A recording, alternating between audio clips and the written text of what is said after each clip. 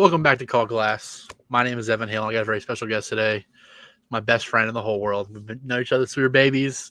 Watched basketball together since we were little kids, and we always joked about doing basketball shows together. And I started one. I had to have him on, right? So, Garrett Weissman, my best friend, Oh, guys.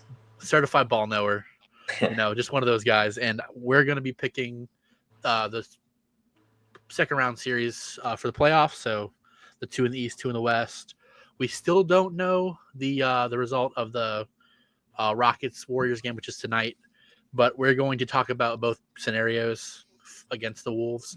And we are currently recording this while the Pacers Cavs game is going on for game one. So we have a little bit of insight into that series. So take that with a grain of salt. Usually most people have this done before then, but we got to work. We got to do our own thing.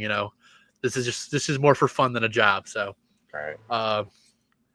We're going to go into the first series here. We're going to talk about the Thunder and the Nuggets first. I personally have the Thunder in 5. Garrett, what you going with? I definitely think the Thunder are the better team. I'm just more on the you never know what you're going to get from Murray. You never know what you're going to get from Westbrook.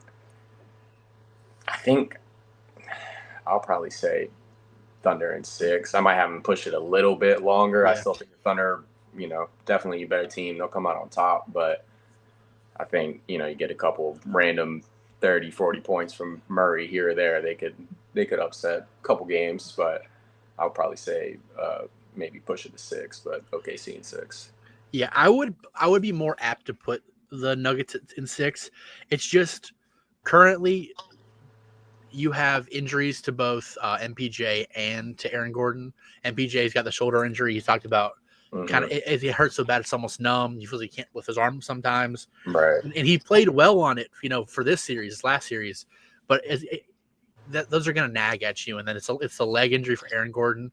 He isn't as explosive anymore, but I mean he had the putback dunk. He has made athletic plays when they need him. And as the series goes on, it's going to affect him later on. So. But, I mean, the Thunder are just the best team in the NBA. Yeah. And, Shea didn't even have a good series last series. He only shot 40% from the field. But, I mean, the guys stepped up when need be. So, J-Dub averaged 23.3 points. Chet averaged 18.5. And they really scored the ball when Shea wasn't scoring it. And their defense is just so good. Like, Alex Caruso, he might have had the best defensive series I've ever seen in my entire life. Just the way he locked up was insane. Mm-hmm. Yeah, I can definitely also seeing them gentleman's sweep shutting it out even earlier. I'll stick with the 6. I think Jokic is, he's Jokic. God, he's Jokic. And you know what? He actually had a down series last series. And I would say it's probably the worst series he's had in the last couple of years. Yeah. I think Ty Lue really kind of figured him out, the way that the Clippers played defense on him. Mm-hmm. And especially Zubac. I mean, Zubac, he had that big, strong body to kind of body up on Jokic, but also was athletic and long enough to influence his shots. So a lot of guys, when they're strong, Jokic can still get the ball over them, but he was kind of, able to stop that a little bit. But he still averaged a lot of points, and he's still Jokic. Like it was a down series for him, but that's still a great series for anybody else. And points, rebounds, assists, all that. I'm just excited. We haven't seen the top 2 MVP candidates play in a playoff series since Harden and Westbrook. Wow. And that was like 10 years ago. Yeah. So I'm excited for that part. I mean, it's a bummer because the Thunder are so much better than the Nuggets. And I'm gonna harp into this a little bit each of these series we talk about. But I mentioned in my last video, there's this people are talking about this being like a weakest link era. So LeBron, he took his team 8 years in a row to the finals, and some of those rosters weren't finals worthy. But right. You have a superstar who can carry your team, and guys like Giannis you would expect to. But the way how deep teams are now and how skilled teams are, even the last 10 years, the teams have got way more skilled. It's more of you need to have the depth of your team, and I think a lot of people me as well as most media people picked the Lakers to beat the Timberwolves. Right. And looking back, how stupid were we, right?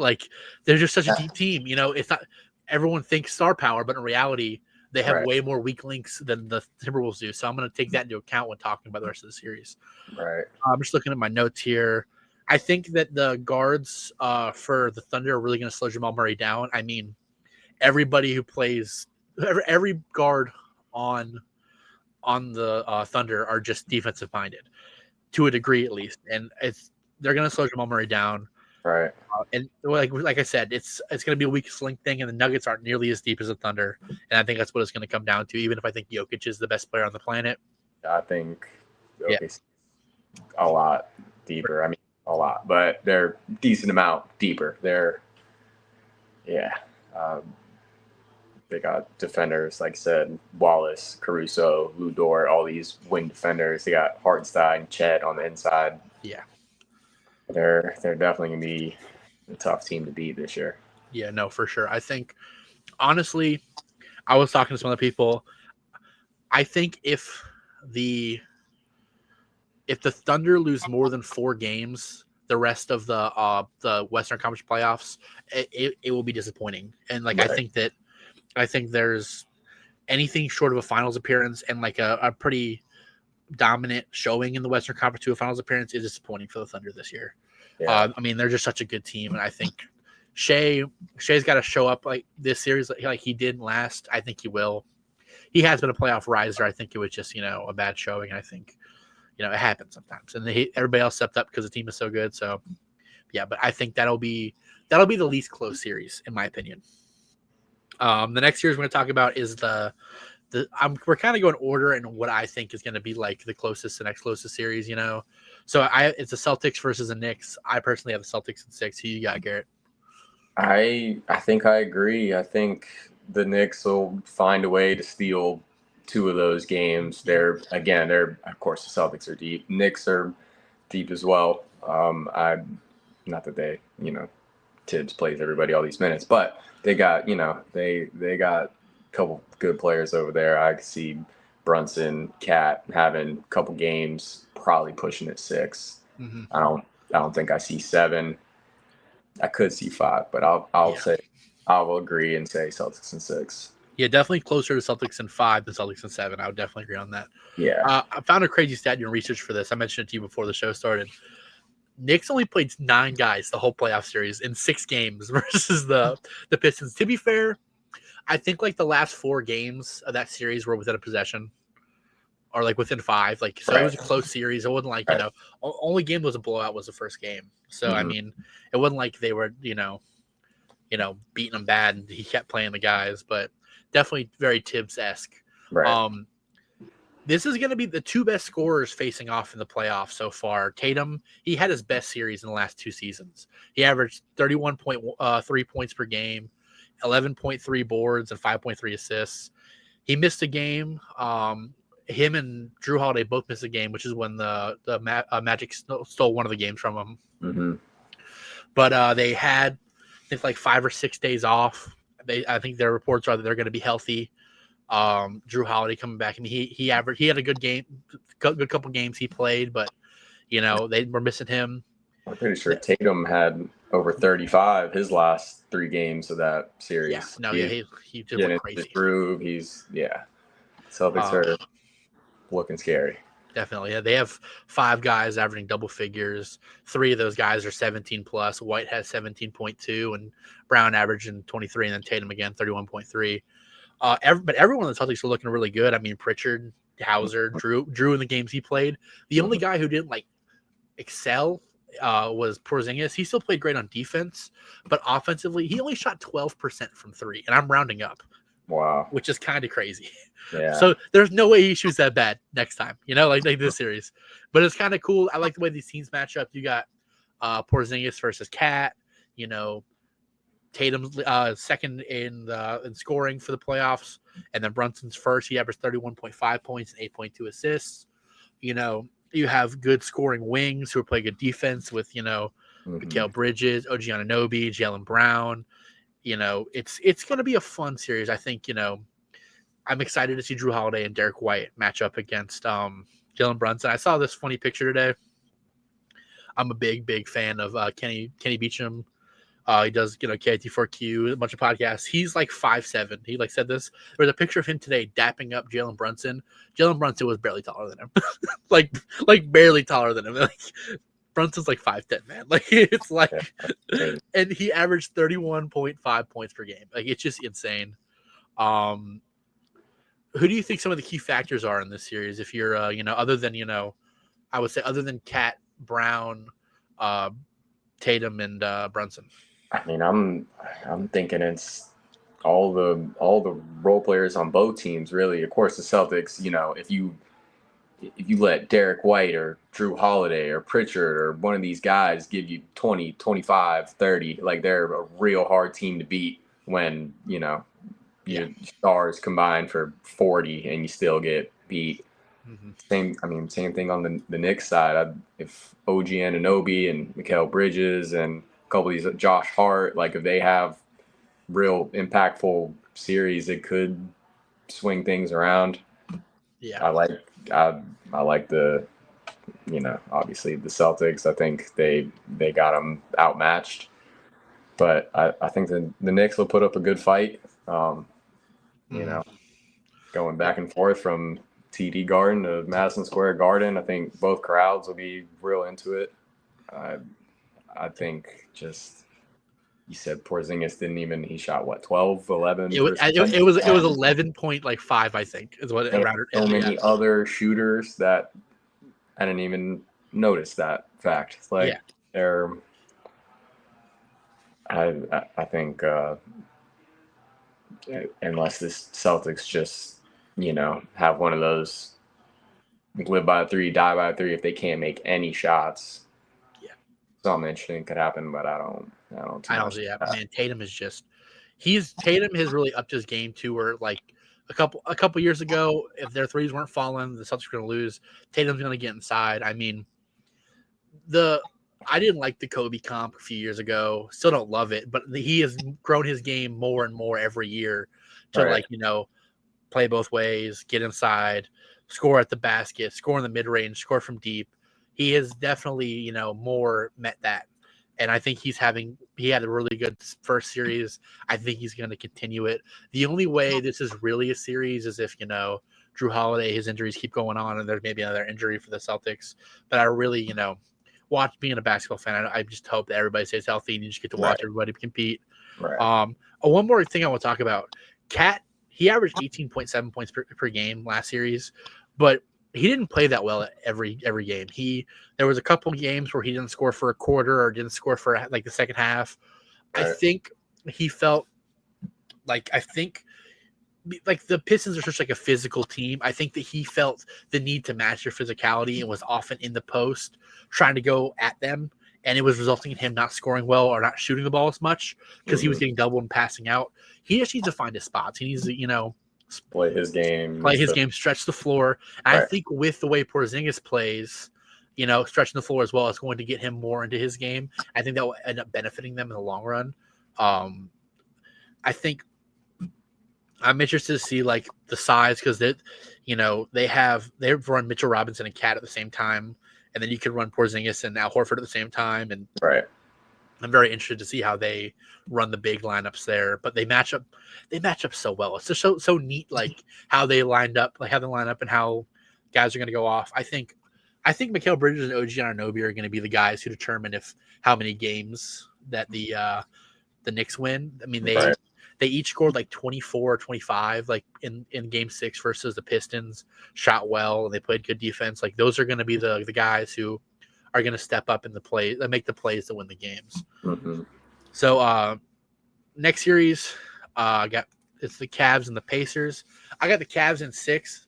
There's real concern before I get your take here. There's real concern. There was a report today. Darius Garland missed 2 games with a toe sprain, and they said there's serious concern about him playing in the series. So with that being said, who do you have and how many games? Right. With that being said, wow, man, I'm tempted to say 7. Man, the Pacers got a good offense. If it wasn't for the injuries, I might have said Cavs in 5. I'm gonna go with my gut. I'm gonna say 7 on this one. I think this one might go down to the wire. Mhm. I think the Cavs will still pull it off. I think when they're healthy, they're up there with the Thunder and the Celtics as the 3 best teams in the league. But um, I'll say Cavs in 7. I think Pacers will make it interesting. I think he's playing right now. He's rolling. He's got a lot of doubters, haters, chip on his shoulder. Yeah. I think they'll play well this series. I think being named most underrated player really got to him in a good Yeah. way. He averaged basically 18 and 12 last series. I mean, he's this generation's Chris Paul. Also, I just checked the series because we are recording this during, like I said, during the Pacers Cavs game. Pacers were up big. They're up like 15 at one point. It's currently a 4-point game. The Cavs are trailing 10 minutes left in the fourth, so they fought back. I think the Cavs benefit from the fact that they can also run with the Pacers. So that the Pacers, if they can determine the pace of the series, which they were, I watched up to the first half of the first game, and the Pacers were running with the ball and they were kind of determining the pace of the game. I think the Cavs can keep that pace. I think they will be better if they have Garland in that regard as well. Both these teams, two of the deepest teams in the East, you can argue. I mean, Halliburton's elite, and he makes the big plays when he needs to. Like, he may not score. He only scored 18, but he scored in 2 games, go ahead buckets at the end to win 2 very important games. Right. He finished. He was a big part of that run when they came back down 7 with a minute left. Got that last bucket, and he also was had the game-winning dunk 2 or 3 games before that. So the Cavs defense is just, I think it's just too much. They're going to be running with the Twin Towers, and the Pacers, they're missing multiple centers with injuries for the year. They've been missing them all year, and they've done well without that. But I just think it's going to be too much for the Pacers. I think eventually the series is going to slow down, and the Cavs are going to be able to benefit from that. But I mean, I will say, there's no weak link here, and I think when that comes down to that, you go with the star power. And I think that the Cavs have more star power. I think Donovan Mitchell is really going to step up in the absence of Darius Garland. And Darius Garland comes back. I mean, he was an all-star for a reason. So I think having both of them, plus Jared Allen, plus Defensive Player of the Year, and Evan Mobley. DeAndre Hunter's been playing great. Ty Jerome, I mean, what an amazing season from him. He averaged 18 last series, just absolutely elite play. I mean, but I feel like every player in the series is so likable. Halliburton's awesome, Garland's awesome, Donovan Mitchell, Benedict Mathurin, Pascal Siakam, all these guys, you got just so many awesome just role players too. DeAndre Hunter's had a great series, great season. That was a great acquisition. They got Javonte Green in for free. They just signed him, on the deadline. That's just crazy. They went from having such a weak link at the 3 to 2 elite 3-and-D wings. And Hunter was having a super underrated season this year, and just picked him up for basically a 2nd-round pick was what they traded him for. Why didn't the Hornets do that? Why didn't the Hornets do that, man? What the heck? But it's going to be a very, very fun series, and I'm very excited for it. Like I said, I'm checking the score now. It's tied 96 with 8 minutes left. That's just good basketball. It's going to be a great series. It's going to be a 6, and it's going to be a close 6, especially if they don't have Garland. Yeah. And I hope it goes 7. I kind of hope all these series go 7 because there's just more basketball to watch, and I love watching basketball. Yeah, so, I think that'll be a good one. I think most of the games will be pretty close. Yeah. That should be a good one. And great coaching, Rick Carlisle and Kenny Atkinson. Definitely that's a big part of it. But our last series is the one I think is going to be the most fun, regardless of who wins, and tonight. But it is the Timberwolves versus either the Rockets or the Warriors. I think it's going to be I had the Timberwolves winning regardless. I think if the Warriors win, it's going to be in 6, maybe 7. If the Warriors their veterans step up, I think it's closer to 5, maybe 6 if the Rockets win. But I think that the Wolves are just rolling right now, and They look pretty unbeatable. Who do you got? Man, my head's telling me to agree with you and go with the Wolves. They're the better team. They're rolling this, that, the other. My heart's telling me to how do you bet against Jimmy Butler and Steph Curry? Like I don't know. I kind of need to see somebody beat them before I believe it. If the Warriors go, I think I'm gonna take the Warriors in 7. If the Rockets go, I think I'm a lot less confident. I think Wolves in 5. That one might come back to bite me. Ant-Man's on his run right now, but Jimmy Butler and Steph Curry. I know the Wolves are the deeper team, weak link, like you've been saying. I'm gonna stick with the Warriors. I think I'm gonna go Warriors in 7, or Wolves in 5 if the Rockets win tonight. Yeah, I just think I would be a lot more apt to be more confident in the Warriors if they just won the series in 5. But they just let the Rockets get back into it, and they have not looked good the last 2 games. So I have the Rockets winning tonight, but I don't know for sure. I told everybody that I've talked to about it that I think I'll know who wins the series, like who wins the game tonight, like 5 minutes into the first quarter. It just depends on how the Warriors show up. And the fact that I have to question if the Warriors are going to show up in a game 7 is why I'm picking the Wolves. But I'm just going to go over some stats just to talk about it. In the playoffs here, we got Anthony Edwards. He averaged 27, 8.5 boards, and 6 assists. He shot 33% from 3. And Julius Randle is the guy. I really ragged on him in my first round talk. He went crazy. Like he had a great series. I went off on him, not off on him, but I talked bad about him because he is the worst player since 2000 percentage wise in scoring to score like 15 points per game. Like he has the worst shooting percentage. He shot 48% from the field, shot 39, almost 40% from 3. He averaged 22.6 points, 5.2 boards, 4.2 assists. He always was getting the important rebounds. And I know that the Lakers didn't have the size, but man, he looked good. And then Rudy Gobert was able to score the ball. And if the Warriors win, they don't really have a center either. So Gobert might dominate again. Like, I mean, the Warriors are playing mostly small ball. I mean, Quentin Post is like the center they run the most. And he's, like a stretch big. Like he's not like he still bangs down low for rebounds. I mean, I'm gonna double check his rebounding stats for the series. But I mean, he's not going like crazy. I don't even think he's been getting very many rebounds. That's I could be wrong, but I don't 3.7. But yeah, I'm looking here. He's the tallest guy to get minutes, him and Guy Santos, and they combine for like no rebounds. Right.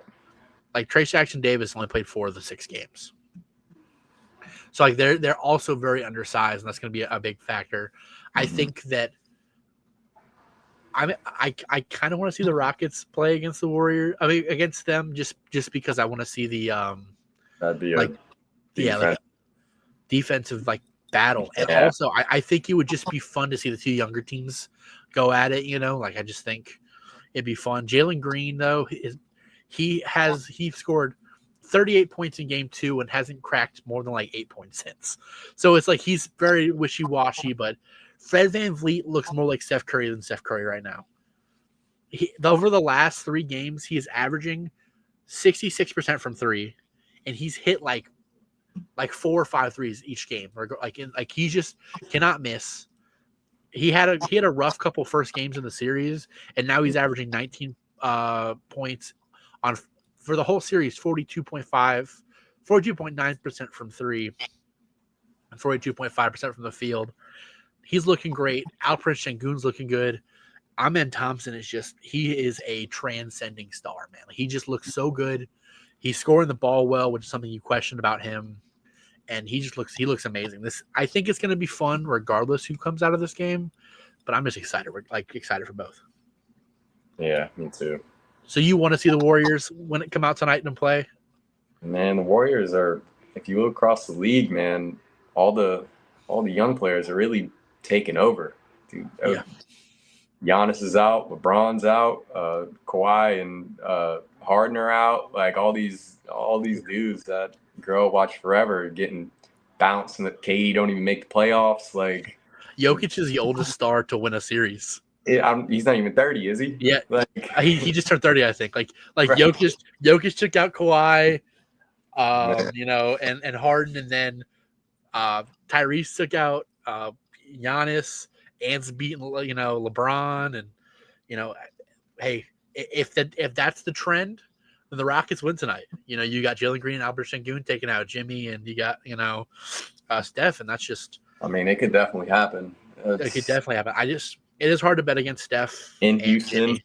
It's in Houston. That's a big deal because the Warriors they did not play well last time they played in Houston. Game 5 was rough for them. They were down by like 35 at some point that game. Then they lost by 15 on a late run. Yeah, Fred VanVleet scored 26, 29, 26, 29 points the last two games. Sengun scored. He's been playing out of his mind. I think he'll have a good game. I think he will definitely, but he was really struggling against Draymond, but he's really figured it out, and he's moved the ball and Draymond.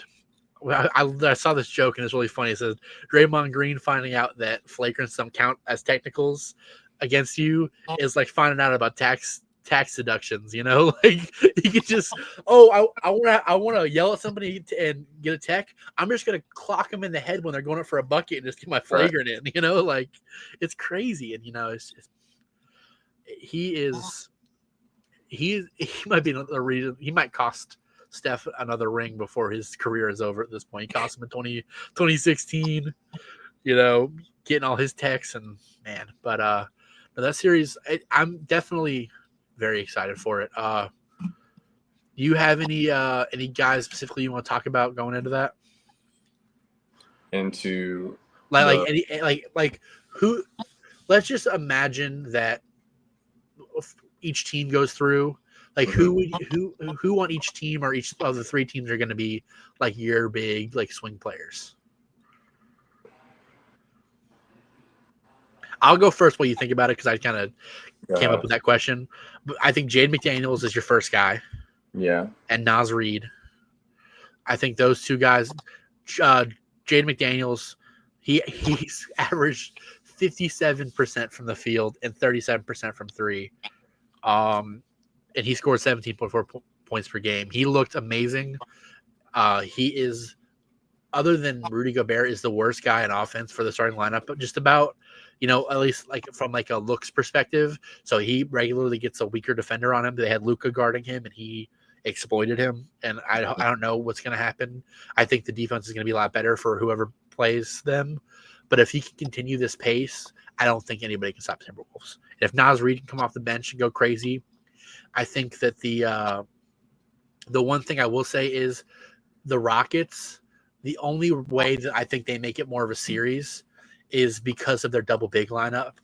When you have during the season, I said the stat before when I was previewing the Warriors and the Rocket series. When Steven Adams is on the court, usually he's on with Sengun. They average 40% of their misses are offensive rebounds. That's insane. You can't win a game like that. And they are going to match up well with the Timberwolves in that regard. They're going to play better defense inside. I think that will be a big turning point for them if they can. If they win tonight and go on, I think Steven Adams will be one of those X factors. I think I think Amen Thompson is going to be the other guy. If you can have him play good defense, especially against Anthony Edwards, that's going to be a fun matchup to watch. That you can watch him do that and then also score the ball on the other side of the court. That's going to be a big deal. If he can score, I know he will play good defense. I mean, you can only slow down Anthony Edwards so much, but I know he will play good defense. But can he play good defense and then go on the other side of the court and score the ball? Yeah, I mean, I agree. I think on both sides, the bigs are maybe the biggest X factor. Because right, if Steven Adams is coming in and giving you Steven Adams stuff, then they're looking a lot scarier. Same, I mean, and if they're running Şengün and Steven Adams, the Timberwolves are going to throw in Rudy Gobert and get his minutes up. I think same Rudy thing on Gobert, that Naz side. Reid, yeah. You know, both of them, of course, Nas had a great first round. I don't know if I expect him to do the same type of shooting, but at least close. Like, I think he'll be another big X factor. He shot 50% from three. Man, 11 for 22 is crazy. I thought it might have been like, no, he shot 22 threes, and he scored 50% of them. That's insane. Mm-hmm. Yeah, like Lordy. So that's a huge X factor, especially off the bench. Yeah. I'm thinking guys that people aren't even paying that much attention about. Dylan Brooks, I think he could be a big X factor on both sides. Like, if he plays good defense and then he ends up giving you a few 3-pointers, few buckets, ends up with 15 points, and if he's making whoever's life hell to score, Ant, McDaniels, whoever, I mean, I think he could be even a sleepy kind of, nobody's really, we're all wondering, is Jalen Green going to show up? What's Thompson going to do? What's Van Vliet going to do? And nobody's really thinking about him. I think he could have a sneaky, solid series. Definitely. But yeah, I mean, He's going to hit like 10 threes again, like he did earlier in the year. That was hilarious. So just to give a funny story here, I like to just talk about life a little bit at the end of these shows, and that's a great segue. Garrett and I go to a lot of Hornets games, and we live in South Carolina. We drive to North Carolina to go to the games. It's about a 3-hour drive. You cannot bet on sports books in South Carolina. So when we go to North Carolina, we're like, okay, we'll make some bets, right? And we'll we just pick, a couple guys here, a couple guys there for different games. We usually have one for whatever Hornets game we're going to, and then we'll do one around the league, or like a couple around the league, and we'll just be like, oh, what's some good odds?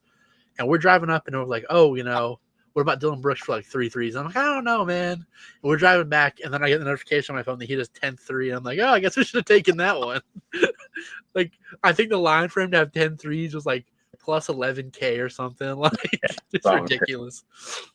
Man, we went to some good games this year too, for the Hornets, man. I mean, because I'm trying to think of all the games we went to the last home game or second last home game of the season against the Kings. Wasn't really like that good of a game, but Miles Bridges to a self oop off the glass, which is pretty sick. Definitely the highlight was we got courtside seats for the Pistons game that Brandon Miller had the putback game winner on, and it was on our side on the basket. And look how the Pistons ended up doing Pistons this year. Like, the Hornets swept the Pistons at home. I went to both games. That game was a buzzer beater, the only buzzer beater I've ever seen. We had another one. I'll talk about that game in a second, but it didn't count. And then the Pistons, that same week they came back, and I went to that game too, and it went to overtime. Brandon Miller put up 38, and LaMelo fouled out 5 seconds into overtime, and the Hornets still won. But we went to the Spurs game this year, and the Miles Bridges should have shot with like 1.2 left, a 3 to take a lead, and then the Spurs inbound the ball on the other side. They call timeout, advance it to the timeline. And then De'Aaron Fox gets the ball, dribbles it once, puts up the shot, bangs it, and it was so close, but I just knew he didn't get it off, and they go over, they review it. It didn't count, but I mean, I remember I joked with the guys. It was me, you, and my buddy Logan, and I'm like, we're either the Hornets are either going to win or we're going to see something awesome happen. So either way, it's a win. And then I'm like, oh, we got to see both because something awesome happened and the Hornets won. Right. But yeah, no, it's we've been to some really fun games. Watch LeBron play this year too. It's when all the boom memes are going on like crazy. So heard that a lot. Right. Been to a lot of really fun games. I mean, I've been to 49 games for the Hornets over the last few years, and saw DeMar broke MJ's record for most 35-point games in a row. We're there. I'm trying to think of some more, like, because I go to games without you, so I'm trying to think like I've been to a lot of fun games, a lot of cool games. Right. But I need to like keep them like I need We to start keeping track of who's who. saw KD's first game on the Suns when he got traded mid-season. Yeah, that was really sick. That was First game was at Charlotte. It was they were questioning when he was going to suit up, and then they made the announcement he's suiting up, and then we watched him walk onto the bus pregame because they like park around the corner, so it's like they don't drive that far, but get on the bus. But that's definitely up there. Got to see Kyrie this year on the Mavs. Yeah, that was fun too. Seen him since 2013, probably. Same with Clay. He hadn't seen him in a long time either. My first time seeing Clay play, but I've seen about everybody I want to see play other than like. I've even seen Zion play, which is crazy. I haven't seen Kawhi. That's about it. But I haven't seen Zion since high school. that's one cool thing. We had a bunch of cool guys come through South Carolina and North Carolina. I'm just hoping, man. Talk about the Hornets a little bit. The lottery's in a week. Well, I guess a week and a day. We got to get together for that because we were together when we jumped for Brandon Miller. So when we jumped for Scoot. We went out to a restaurant, like a bar, and we were just sitting there. We got some drinks and some food. We're sitting at the bar. Dude, I could have swore we were getting Russell Westbrook Jr. I swear. And then so they're calling the names, and they call. They don't call the Hornets, so they jump. And they don't call the Blazers, so they jump too. And then it goes. I'm trying to think. I don't remember who. It was the Rockets were the fourth pick because they got Amen. And then they show the Rockets logo, so we're top 3, and they show the Blazers logo. I'm like, oh, we're top 2, and I'm like, oh, so we're gonna get Wemby, and then they flash it, and I remember I was like, no, we didn't get Wemby. And I'm like, but we're getting Scoot, and I went to a concert in the Spectrum Center. Like, I saw Paramore like 2 weeks later, and they had like on the TVs in there, it's like we jumped in the lottery. We had the second pick, and I posted a picture. I'm like, we're getting Scoot, baby. And like I think Scoot's gonna have a good career. Like he had a good sophomore year, not a very good rookie year. But I'm still so happy we got Brandon Miller. I think he's gonna of course. Perennial. Looking back now, I'm glad we got the 6'9", 6'10" guy to pair with Melo rather than another guard. But no, it'll all be okay when we get Cooper Flag. Capture the flag, man. Yeah. I saw a stat: the Hornets have been in the lottery 23 times, which is the second most ever. They've only won it once. 91, Larry Johnson. Gonna end up with number 2 again. I'm telling you, number 2 for Wemby, AD, Dwight, Shaq. All bigs, all legendary bigs. And they blew most of those picks too. And Michael Kidd-Gilchrist, Emeka Okafor he was good, but he wasn't great. Shout out to Emeka Okafor. He had a decent career in Charlotte, and then Alonzo Mourning was a pretty good pick though at number 2. I'll give him that. And then Brandon Miller, this draft's gonna be fun though. Just got an email. I might be getting an interview with one of the top 5 guys in the draft. So fingers crossed on that. But I think we're gonna call it. I had a great time with you being on, bud. We're gonna do this more. Sure, man. We can talk about the series, talk about how wrong we were with our picks. Of course. In like a week. Take it up a little bit. Oh, yeah, for sure. But I always close with this. Just enjoy basketball. I hope if your team's still in it, they're winning. I know yours aren't. You're a Bulls and a Hornets fan, so, capture the flag, right? Well, maybe one of your teams will jump. Hopefully it's the Hornets. But enjoy basketball. Hope your team's doing good, and y'all have a good one. See you guys. Peace.